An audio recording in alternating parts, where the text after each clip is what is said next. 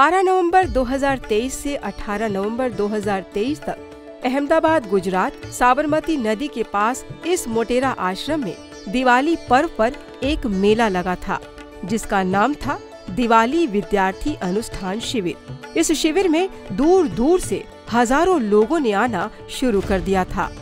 2 दिन पहले से ही आगंतुकों की भीड़ रजिस्ट्रेशन काउंटर पर दिखने लगी थी। वैसे तो यह विद्यार्थी अनुष्ठान शिविर था, मगर इस शिविर में भागीदारी सभी की दिखी। छोटे छोटे बच्चे जो अभी चलना सीख ही रहे थे, इस शिविर का हिस्सा बने थे। लकड़ी लेकर चलने वाले बुजुर्ग भी यहाँ शिविरार्थी थे। गर्भधारिणी स्त्री, प्रोफेशनल लेडीज, गृहिणियाँ, नवयुवक, व्यवसायी और नौकरी पेशा सभी लोग इस दिवाली शिविर में शिविरार्थी बने थे। शिविर में 7 दिनों की दिनचर्या एकदम टाइट पैक थी। दिन की शुरुआत सूर्योदय से पहले ही हो जाती थी। सभी शिविरार्थी प्राणायाम करते थे, ओम का गुंजन करते थे। बड़े पर्दे पर बापूजी का सत्संग दिन में 4-5 बार सुनते थे। हर सत्संग में इन शिविरार्थियों को बापूजी ने बहुत कुछ दिया था। इन सत्संगों में सभी के लिए संदेश रहता था। शंकराचार्य ने 16 वर्ष की उम्र में 4 वेदों का प्रचार कर दिया, भारत में भ्रमण किया, बड़े बड़े मठाधीश और बड़े बड़े विद्वानों को परास्त कर दिया। 16 वर्ष के वो युवक ने 16 वर्ष की उम्र में तो ये काम पूरा कर लिया। तो जो भगवान को मानते हैं, ध्यान करते हैं, जप करते हैं, उनमें भगवतीय शक्तियां विकसित होती। और जो नहीं मानते, खाने पीने का ऐसा वैसा ज्ञान तो घोड़े, गधे, मच्छर, कुत्ते को भी है बच्चा पैदा करने का ज्ञान, तो कोई बड़ी बात नहीं। जहां में उसने बड़ी बात कर ली, जिसने अपने आत्मा परमात्मा से मुलाकात कर ली। आध्यात्मिक दृष्टिकोण से हम लोग दीपावली मनाते हैं, हम लोग जप करते हैं, हम लोग अनुष्ठान करते हैं, निश्चित निर्धारित मालाएं करते हैं अपने अपने मंत्र के अनुसार। और एक ब्रह्मज्ञानी महापुरुष परम पूज्य संत श्री आसाराम जी बापू हम सबका मार्गदर्शन करते हैं। मुझे यहाँ पे सत्संग और सब अच्छा लगता है। यहाँ पे आगे सीखा है माता पिता की इज्जत कीजिए, उनसे बड़ा कोई नहीं है इस दुनिया में, उनने ये हमें बताया है। कई सारी नई चीज़ें जानने को मिलती है, जैसे कि सुबह रोज़ ब्रह्म मुहूर्त में जागना, हमारी दिनचर्या एकदम ऋषिकुल जैसी हो गई है। मैं यहाँ पर संस्कार सीखने आई हूँ, शिविर अटेंड करने आई हूँ, बहुत अच्छा लगा मेरे को यहाँ पर आकर। सभी शिविरार्थी सुबह का पाठ व नियम करके योगासन करते थे।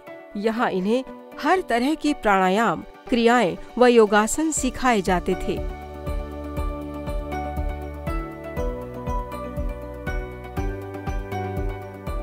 योगासन के बाद सभी शिविरार्थी सूर्य को अर्घ्य देते थे। मंत्रोच्चारण के साथ अर्घ्य देना इन्होंने यहीं सीखा है। अर्घ्य देने के बाद सभी शिविरार्थी भोजन प्रसादी ग्रहण करने व्यवस्थित तरीके से भोजनालय पहुंच जाते थे। इन सब के लिए भोजन प्रसादी तैयार करने का काम साधक भाई बहन मंत्र जाप करने के साथ साथ किया करते थे।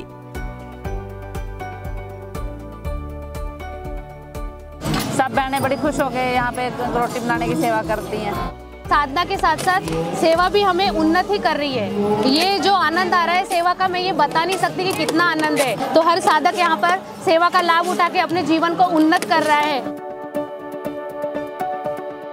सेवा करना तो बहुत लकी लोगों को ही मिलता है। तो मुझे लगता है कि यहाँ जो भी है वो बापूजी ने चूज करके सबको भेजा है यहाँ पे सेवा करने के लिए। अनुष्ठान के नियम में आता है कि सादा भोजन, बिना नमक का भोजन करें। तो बल्कि इस आश्रम में इतनी तक सुविधा दे दी गई कि खीर और रोटी का प्रबंध करवा दिया गया, ताकि आप बिना नमक का भोजन भी आराम से कर सकें। आपका मन सात्विक रहता है, मतलब आपको जो आपको ज़्यादा आलस, तमोगुणी विचार नहीं आएंगे। भोजन करने से पहले 5 आहुतियाँ देकर आलती पालती मारकर सभी शिविरार्थी भोजन प्रसादी ग्रहण करते थे।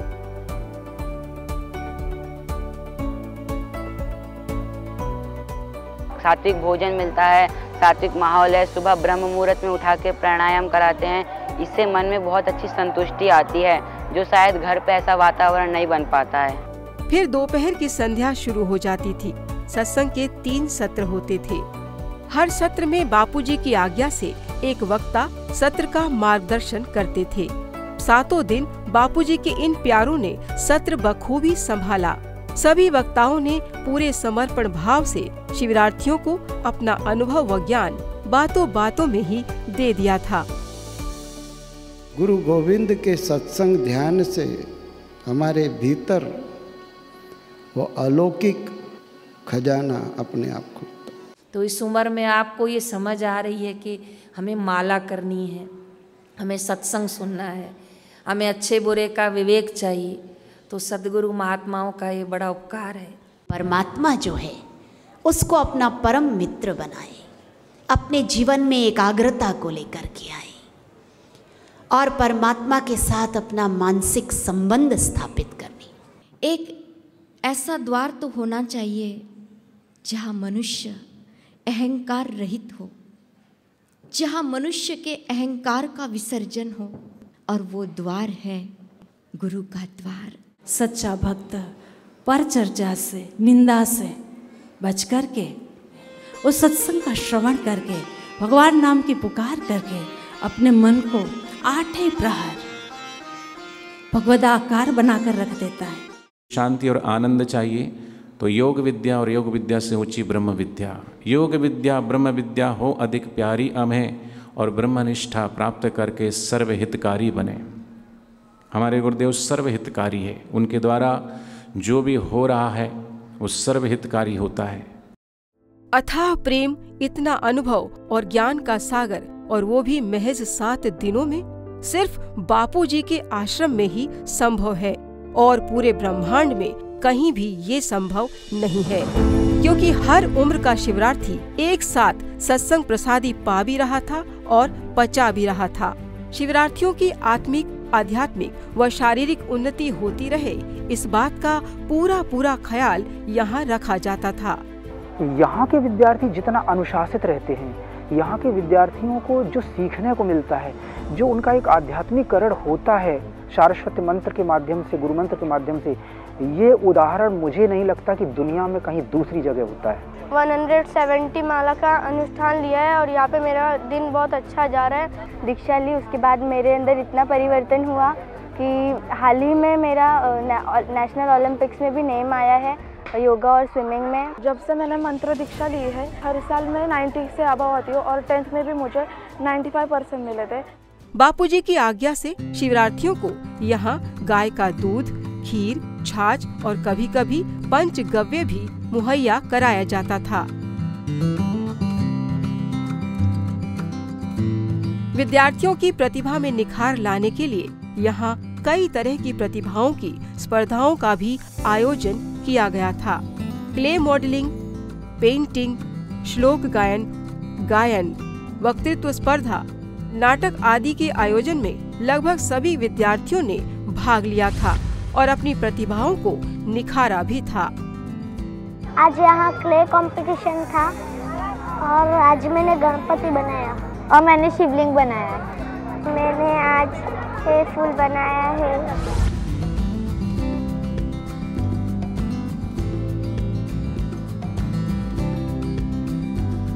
मैंने यहाँ पे चित्रकला स्पर्धा में भाग लिया है और मेरा टॉपिक है पर्यावरण सुरक्षा।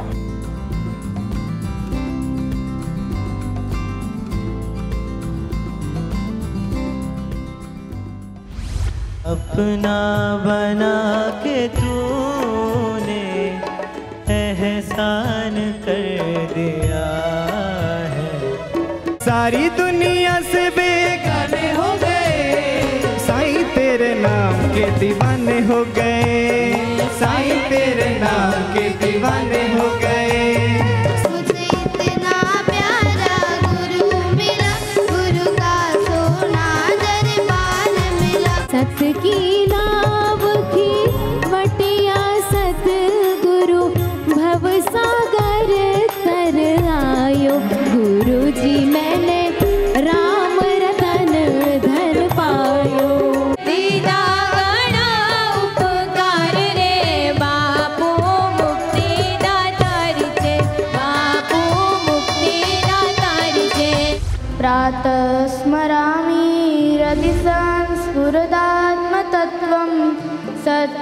सुखं परमहंसगतिं तुरीय स्कन्दकुमारः सेनानी स्वामी शङ्करसम्भवः भार्यामीष्टं पुत्रं मित्रं न गुरोरधिकं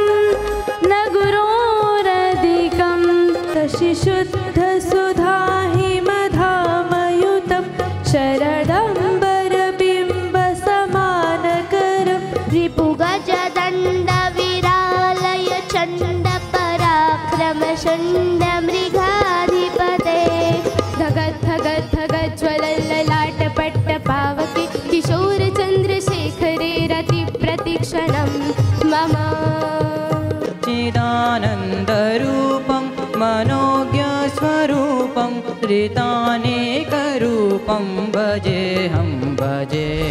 कबीर जी के विचार कहते हैं, तीर्थ का एक फल है, संत के मिलने से फल 4 गुना हो जाता है, लेकिन अगर वही संत सद्गुरु के रूप में मिलते हैं तो उसका फल अनंत होता है।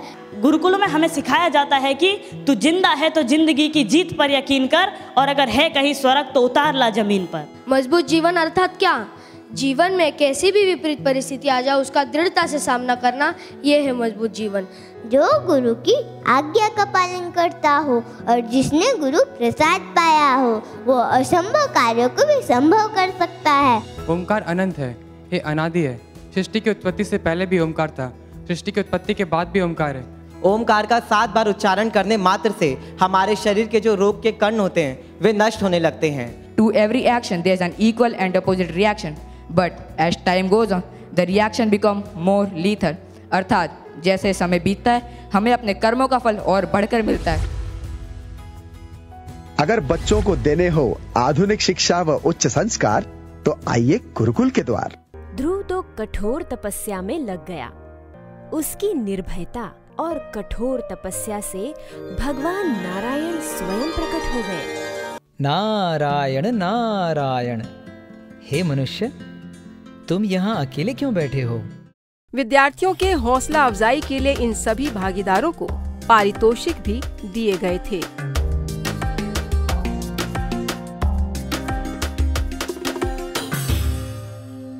इधर ऐसे बहुत सारे प्रोग्राम्स भी होता है, जिसने पार्टिसिपेट किया उसको भी गिफ्ट मिलता है और जो विनर है उसको भी गिफ्ट मिलता है। इससे सब खुश होते हैं, कोई भी नाराज नहीं होता। तेरा प्यार खींच के लाया, तूने कैसा जादू चलाया, तूने कैसा जादू चलाया।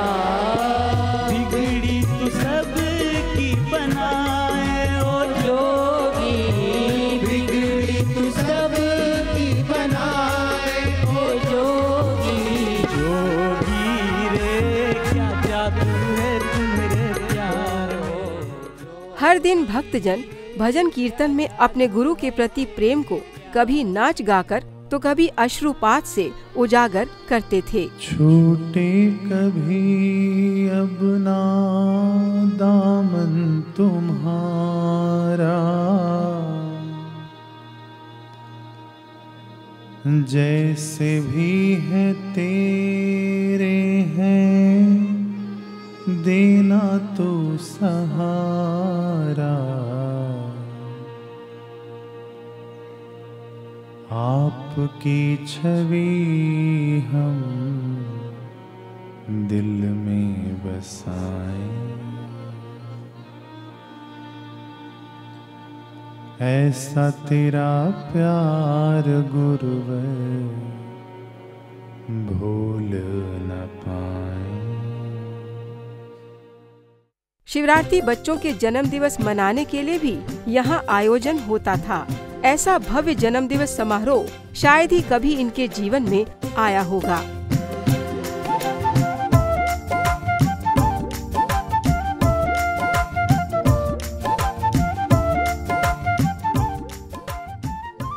पर्वों के इस पुंज में धनतेरस से भैया दूज तक सभी पर्व दैविक तरीके से धूमधाम से यहाँ मनाए गए।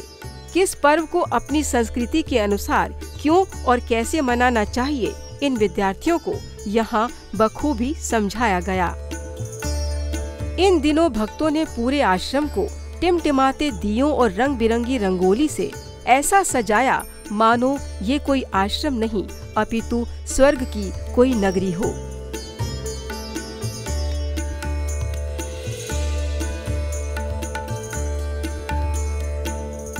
और दिवाली के ठीक अगले दिन नूतन वर्ष पर शुभ दर्शन के लिए यहाँ व्यवस्था की गई थी।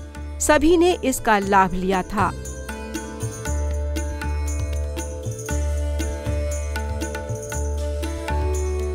आज ये नूतन वर्ष के दिन जो हम लोग यहाँ शुभ दर्शन करते हैं, जहाँ सामग्री रखी है, यहाँ पे बहुत ही दुर्लभ सामग्री है, जैसे गौचंदन, गंगा जमुना की मिट्टी और भी काफी चीजें हैं जिनका दर्शन करने से हमारा वर्ष शुभ जाता है।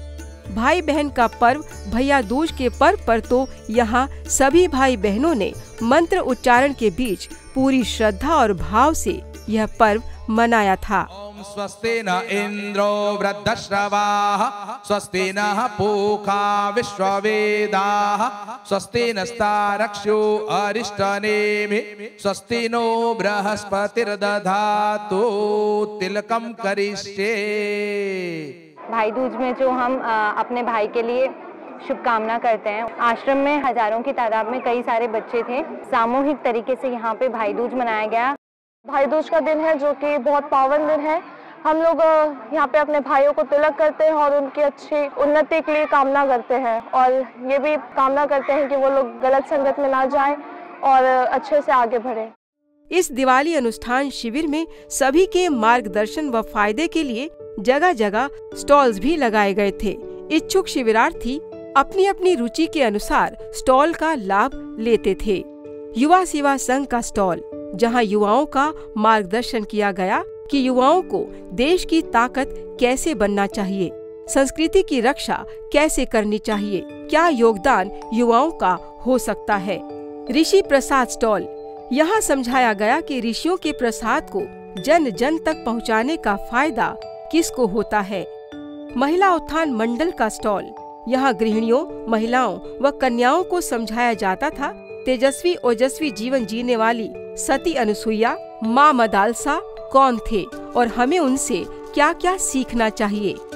यही हमें नजर आई दादा गुरु की ये गठरी। इस गठरी के क्या क्या फायदे हैं ये तो बापूजी आज तक समझाए जा रहे हैं।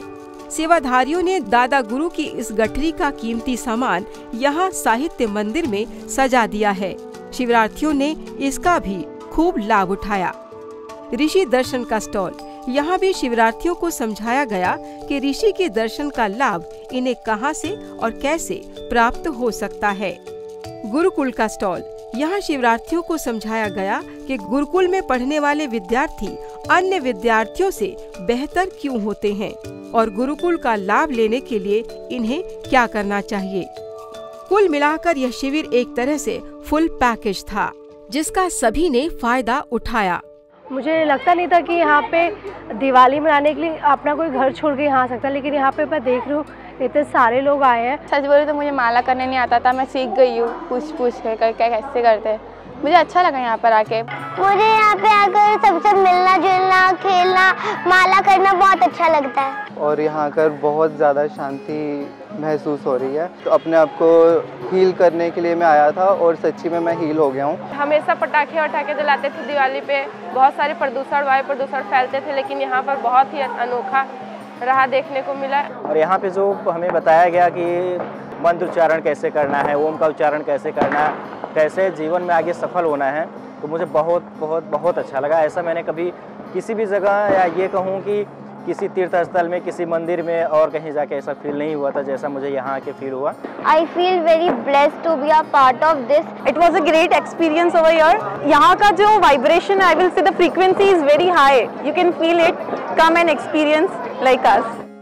बड़ी हैरत की बात है जहाँ पूरा देश पटाखे रहित पॉल्यूशन फ्री दिवाली मनाने के लिए हजारों करोड़ों रुपए खर्च करके पूरे प्रशासन को झोंक करके भी सफल नहीं हो पा रहा है, वहीं एक ब्रह्मज्ञानी संत ने जोधपुर जेल में बैठे बैठे अपने चंद सेवाधारियों को प्रेरणा देकर हजारों लोगों की ऐसी दिव्य दिवाली मनवाई कि समूचा विश्व आज अचंभे में पड़ गया है। यहाँ जमीन पर सोना, टाट पर बैठकर खाना और थोड़ी सी जगह पर योगासन आदि करना फिर भी आनंद का भंडार, क्योंकि जब तप और ध्यान करने से जो खजाना इन्हें मिला है वो तो अनमोल है। इसीलिए तो इन शिविरार्थियों ने यहाँ से जाने से पहले ही अगले साल फिर दिवाली शिविर में आने का मन बना लिया है। यहाँ से मैं संस्कार लेके जा रही हूँ अच्छे। पता नहीं क्यों लेकिन यहाँ से जाने का मन ही नहीं करता। जाने के बाद फिर ऐसा लगता है कि कब दिवाली आ जाए, जल्दी से फिर हम यहाँ पर आ जाए। इस दिवाली शिविर का हमें पूरे साल भर इंतजार रहता है।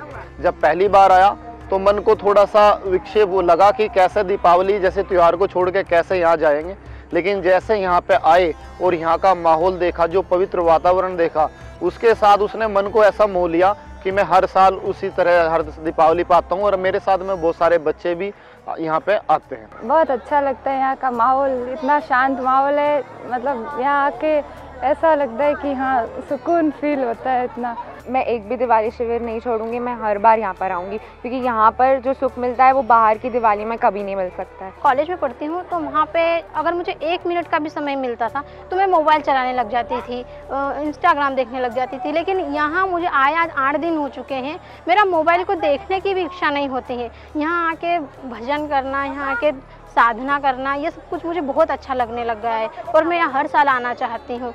आप एक बार आइए, यहाँ पे अनुभव करिए, उसके बाद आप खुद बोलेंगे कि मेरे को यहाँ बहुत अच्छा लग रहा है।